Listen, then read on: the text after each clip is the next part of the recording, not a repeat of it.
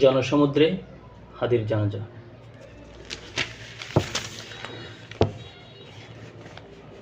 চিরনিদ্রায় শায়িত হলেন ইনকিলাব মঞ্চের মুখপাত্র জুলাই বিপ্লবী শহীদ শরীফ ওসমান হাদি। ঢাকা বিশ্ববিদ্যালয়ের কেন্দ্রীয় মসজিদ সংলগ্ন বাংলাদেশের জাতীয় ও বিদ্রোহী কবি কাজী নজরুল ইসলামের কবরের পাশে গতকাল শনিবার বিকাল 4টার দিকে ওসমান হাদির দাফন সম্পন্ন হয়। এর আগে দুপুর 2:30টায় সংসদ ভবনের দক্ষিণ প্লাজায় তার জানাজা অনুষ্ঠিত হয়। এই জানাজা জনসমুদ্রের রূপ নেয়। সারা দেশের লাখ লাখ জনতা তার জানাজায় অংশ নেন। জানাজায় অংশ নেওয়ার আগে প্রধান উপদেষ্টা ডক্টর মোহাম্মদ ইউনূস আবেগঘন সংক্ষিপ্ত বক্তৃতায় বলেন, প্রিয় হাদি, তুমি হারিয়ে যাবে না। তুমি সকল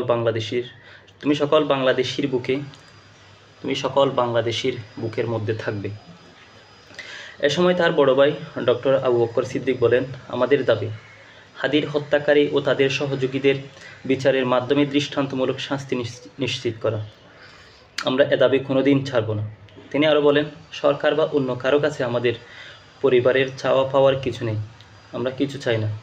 আমরা আপনাদের কাছে আমার ভাইয়ের জন্য ও তার 8 মাসের সন্তানের জন্য দোয়া চাই। এদিকে চট্টগ্রাম, রাজশাহী, কুমিল্লা, রংপুর, বগুড়া, কক্সবাজার, ঝালকাঠি, নওগাঁসহ দেশের বিভিন্ন স্থানে ওসমান হাদির গায়েবানে জানাজা অনুষ্ঠিত হয়। গায়েবানে জানাজায়ও মানুষের ঢল নেমেছিল। গতকাল সংসদ ভবনের বেষ্টনীর ভেতরে সবুজ মাঠে জানাজা হলেও জানাজার জনতার উপস্থিতি মানিক মিয়া এভিনিউ, আসাদ গেট, মণিপুরি পাড়া সহ আশেপাশের এলাকা ছাপিয়ে যায়। জুলাই যুদ্ধে ওসমান হাদিকে শেষ বিদায় জানাতে উপস্থিত হন দলমত, শ্রেণী পেশা নির্বিশেষে লাখ লাখ মানুষ। প্রধান উপদেষ্টা ডক্টর মোহাম্মদ ইউনূস সহ তার উপদেষ্টা পরিষদের সদস্য, বিভিন্ন রাজনৈতিক নেতৃবৃন্দ ও সমাজের বিশিষ্টজন এই জানাজায় অংশ নেন। শহীদ ওসমান হাদির জানাজার নামাজ কেবল একজন মানুষের বিদায় না। শহীদ ওসমান হাদির জানাজার নামাজ কেবল একজন মানুষের বিদায় ছিল না, ছিল একটি সময়, একটি আদর্শ এবং একটি প্রজন্মের অগ্নি পরীক্ষার মহাকাব্যিক মুহূর্ত। রাজধানীর বুক জুড়ে এদিন নেমে আসে শোক, গর্ব আর শপথের অদ্ভুত সম্মিলন। পূর্ব নির্ধারিত সময় অনুযায়ী দুপুর 2টায় জানাজার কথা থাকলেও গতকাল সকাল থেকেই মানুষ জাতীয় সংসদের দক্ষিণ প্লাজা ও মানিক মিয়া এভিনিউ এলাকায় আসতে থাকে। বেলা বাড়ার সঙ্গে সঙ্গে দলে দলে আসা মানুষের সংখ্যা বাড়তে থাকে। বেলা 12টা নাগাদ মানুষের ঢল নামে, যেন বাঁধবাগা স্রোতের ঢেউয়ে মানুষ চতুর্দিক থেকে এসে মিলিত হয় জানাজাস্থলে। জনসমুদ্রে পরিণত হয় জাতীয় সংসদ ভবন সহ আশেপাশের গোটা এলাকা। সোহরাওয়ার্দী হাসপাতালের দুই পাশের রাস্তা থেকে ধানমন্ডি 27 মোড়, আসাদ গেট হয়ে পুরো মানিক মিয়া এভিনিউ, খামারবাড়ি, ফার্ম গেট, বিজয় সরণি এবং আশেপাশের প্রধান সড়ক ও অলিগলি, দক্ষিণ প্লাজার প্রতিটি কোণে ছিল মানুষের ভিড়। কোথাও দাঁড়ানোর জায়গা নেই দেখিয়েও মানুষের স্রোত চলমান ছিল জানাজা শেষ হওয়ার পরও। বৃদ্ধ থেকে শিশু, তরুণ থেকে প্রবীণ, জানাজাস্থলে নারীর উপস্থিতিও ছিল লক্ষণীয়। সবার চোখে যেন এক গভীর শোক, মুখে এক অনড় দৃঢ়তা। জনসমুদ্রে বয়স্কদের তুলনায় তরুণদের উপস্থিতি ছিল অনেক বেশি। তাদের অনেকে কালো ব্যাজ ধারণ করে হাদির মৃত্যুতে শোক জানান, অনেকে কালো পাঞ্জাবি পরে আসেন, অনেকে জাতীয় পতাকা হাতে কিংবা মাথায় বেঁধে হাদির দেশপ্রেমের সঙ্গে একাত্মতা প্রকাশ করেন। তুমি কে, আমি কে, হাদি হাদি, আমরা সবাই হাদি হব, যুগে যুগে লড়ে যাব, আমরা সবাই হাদি হব, যুগে যুগে শহীদ হব। হাদির রক্ত বৃথা যেতে দেব না। হাদি এখন কবরে, খুনি কেন ভারতে, দিল্লি না ঢাকা, ঢাকা ঢাকা। আজাদি না গোলামি, আজাদি আজাদি, ইনকিলাব ইনকিলাব, জিন্দাবাদ জিন্দাবাদ। হাদির খুনিদের ঠাঁই এই বাংলায় হবে না। একটা একটা লিকদর, দরে দরে জেলেবর, নারে তাকবীর, আল্লাহু আকবার, এমন নানা স্লোগানে প্রকম্পিত ছিল চারদিক। এমন ধ্বনি যেন জানাচ্ছিল হাদি আর কেবল একজন ব্যক্তি নন, তিনি একটি সংগ্রামের নাম। জানাজাকে কেন্দ্র করে মানিক মিয়া এভিনিউ ও আশেপাশের সব প্রবেশপথে নেওয়া হয় নজিরবিহীন নিরাপত্তা ব্যবস্থা। বিপুল সংখ্যক পুলিশ সদস্যের পাশাপাশি র্যাব ও আনসার মোতায়েন করা হয়। বিশেষ টহলে ছিলেন সেনাবাহিনীর সদস্যরাও। আইনশৃঙ্খলা পরিস্থিতি নিয়ন্ত্রণে রাখতে পুলিশ প্রশাসন ব্যবহার করে 1000 বডি ওর্ন ক্যামেরা সহ অত্যাধুনিক প্রযুক্তি। বেলা 12:30টার পর শহীদ ওসমান হাদির মরদেহ সোহরাওয়ার্দী হাসপাতালের মর্গ থেকে কড়া নিরাপত্তায় আসাদ গেট সংলগ্ন গেট দিয়ে সংসদ ভবন এলাকায় নিয়ে রাখা হয়। তারও আগে সোহরাওয়ার্দী মেডিকেল কলেজ হাসপাতালে তার ময়না তদন্ত সম্পন্ন হয়। ওই সময় হাসপাতাল এলাকা ছিল সেনাবাহিনী, পুলিশ ও র্যাবের কঠোর নিরাপত্তা বলয়ে ঘেরা। সেখানেও স্লোগানে খেপে ওঠে চারপাশ।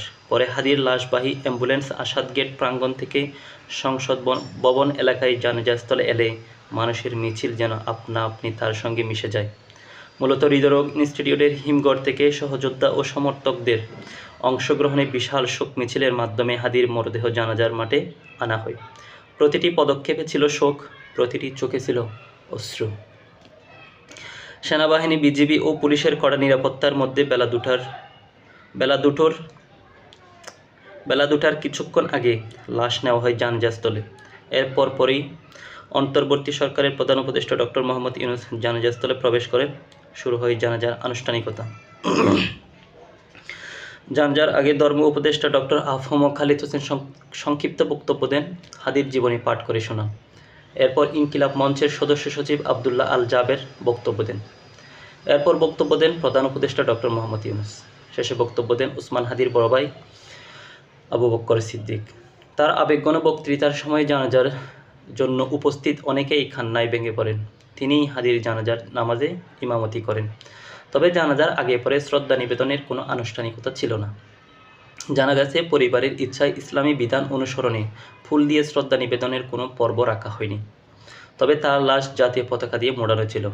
সিঙ্গাপুর থেকে আনার সময় তার কফিনও ছিল লাল সবুজ কাপড়ে মোড়ানো। জানাজার সময় প্রধান উপদেষ্টার দুই পাশের রাজনৈতিক নেতৃবৃন্দ ও সরকারের উপদেষ্টা পরিষদের সদস্যদের দেখা গেছে। তাদের মধ্যে উল্লেখযোগ্য হচ্ছেন জামাত ইসলামের আমির ডক্টর শফিকুর রহমান ও সেক্রেটারি জেনারেল অধ্যাপক মিয়া গোলাম পরওয়ার, বিএনপির স্থায়ী কমিটির সদস্য সালাউদ্দিন আহমেদ, এনসিপির আহ্বায়ক নাহিদ ইসলাম প্রমুখ। জানাজার পরপরই প্রধান উপদেষ্টা সংসদ ভবন এলাকা ত্যাগ করেন। এরপর বিকাল 2:45টার দিকে হাদির লাশ বহনকারী গাড়ি কড়া নিরাপত্তার মধ্য দিয়ে ঢাকা বিশ্ববিদ্যালয়ের উদ্দেশ্যে রওনা হয়। আসাদ গেট, ধানমন্ডি, কলাবাগান, সায়েন্স ল্যাব হয়ে বিকাল 3টার দিকে লাশ পৌঁছে জাতীয় কবি কাজী নজরুল ইসলামের সমাধি চত্বরে। এদিকে জানাজায় অংশ নেওয়া মানুষের বড় একটি অংশ প্রতীকী কপি নিয়ে মিছিল সহকারে মানিক মিয়া এভিনিউ থেকে ফার্ম গেট, কারওয়ান বাজার, বাংলা মোটর ও শাহবাগ হয়ে দাফনের স্থলে প্রবেশ করেন। শহীদ হাদির লাশ কবি কাজী নজরুল ইসলামের সমাধিতে পৌঁছানোর পর দাফন কার্যক্রম শুরু হয়। বিকাল 3:50 দিকে তার দাফন সম্পন্ন হয়। দাফনের আগে কান্নায় ভেঙে পড়েন সেখানে উপস্থিত সবাই। এ সময় এক হৃদয় বিদারক দৃশ্যের অবতারণা হয়। দাফনকালে ওসমান হাদির লাশ কবরে নামান আমাদের সম্পাদক মাহমুদুর রহমান, হাদির ভাই ওমর হাদি, এনসিপির মুখ্য সংগঠক হাসনাত আবদুল্লাহ ও ইনকিলাব মঞ্চের সদস্য সচিব আবদুল্লাহ আল জাবের। এ সময়ে অন্যদের মধ্যে ঢাকা বিশ্ববিদ্যালয়ের ভিসি অধ্যাপক নিয়াজ আহমদ খান, ডাকসু ভিপি সাদিক কায়েম, জিএস এস এম ফরহাদ সহ অনেক সহযোদ্ধা ও জুলাইয়ের প্রথম সারির বিপ্লবীরা উপস্থিত ছিলেন। দাফনের পরে ওসমান হাদির রুহের মাগফিরাত কামনা করে দোয়া মোনাজাত করা হয়। মোনাজাত পরিচালনা করেন শহীদের বড় ভাই আবু বকর সিদ্দিক। জানাজার আগে শপথ। গতকাল জানাজার আগে শহীদ ওসমান হাদির কফিন সামনে রেখে আগ্রাসন এবং আধিপত্যের বিরুদ্ধে আজীবন লড়াইয়ের শপথ নিয়েছেন তার সমর্থকরা। এ সময় তারা কান্নায় ভেঙে পড়েন। শপথ নেওয়ার সময় বলা হয়, শহীদের কফিন সামনে আমাদের শপথ, আগ্রাসন ও আধিপত্যের বিরুদ্ধে আজীবন লড়ে যাব। হে আমাদের মালিক, আমাদের শহীদ হাদির মতো কবুল করুন বিপ্লবের পথে, শাহাদাতের পথে। এ সময় তারা শহীদ ওসমান হাদি যে সাংস্কৃতিক লড়াই শুরু করেছিলেন সে লড়াই পরিপূর্ণ করার প্রত্যাশা ব্যক্ত করেন। এ সময় সমর্থকরা বলেন, আল্লাহ ওসমান হাদি ভাইকে কবুল করেছেন বাংলাদেশের স্বাধীনতা ও সার্বভৌমত্বের জন্য। আধিপত্যবাদের বিরুদ্ধে গিয়ে এই বাংলাদেশকে যেন আমরা নিজেদের মতো করে পরিচালনা করতে পারি। আমাদের দেশকে যেন আমরা বিদেশি নানান ধরনের আগ্রাসন, বিশেষ করে ভারতীয় আগ্রাসন থেকে মুক্ত করতে পারি এবং গণতান্ত্রিক দ্বারা যেন বিরাজমান থাকে। জানাজার আগে আবেগঘন পরিবেশ। জানাজার আগে সংক্ষিপ্ত বক্তৃতায় প্রধান উপদেষ্টা ডক্টর মোহাম্মদ ইউনূস বলেন, লাখ লাখ লোক এখানে হাজির হয়েছে, পথে পথে ঢেউয়ের মতো লোক আসছে। ওসমান হাদিকে স্মরণ করে তিনি বলেন, প্রিয় ওসমান হাদি, তোমাকে আমরা বিদায় দিতে আসিনি এখানে, তুমি আমাদের বুকের ভেতরে আছো। বাংলাদেশ যতদিন আছে তুমি সব বাংলাদেশিদের বুকের মধ্যে থাকবে, এটা কেউ সরাতে পারবে না। প্রধান উপদেষ্টা বলেন, বিদায় দিতে নয়, আমরা তোমার কাছে ওয়াদা করতে এসেছি। উন্নতম মশিরের যে মন্ত্র তুমি দিয়ে গেছো, সেটা বাংলাদেশের সন্তানের জন্ম লগ্ন থেকে যতদিন সে বেঁচে থাকবে নিজের কাছে বলবে। আমাদের শির কখনো নত হবে না, আমরা দুনিয়াতে মাথা উঁচু করে চলবো। সেই মন্ত্র তুমি আমাদের দিয়ে গেছো, আমরা সেটা পূরণ করে যাব। ইনকিলাব মঞ্চের সদস্য সচিব আবদুল্লাহ আল জাবের ক্ষোভ প্রকাশ করে বলেন, ওসমান হাদিকে 168 ঘন্টা আগে গুলি করা হয়েছে, এখন পর্যন্ত খুনিকে গ্রেপ্তার করা হয়নি। সরকারের পক্ষ থেকে কি আশ্বস্ত করা হয়েছে? আমরা মনে করছি খুনি একজন নয়, পুরো একটা খুনি চক্র কাজ করেছে। খুনের পরিকল্পনাকারী, সহায়তাকারী পুরো খুনি চক্রকে বিচারের আওতায় আনতে হবে। এ সময় তিনি বলেন, আমরা ওসমান হাদির রক্তকে বৃথা যেতে দেব না। তার রক্তের মাধ্যমে এদেশে ইনসাফ কায়েম হবে, তার রক্তের মাধ্যমে এদেশে ইনসাফ কায়েম করা হবে।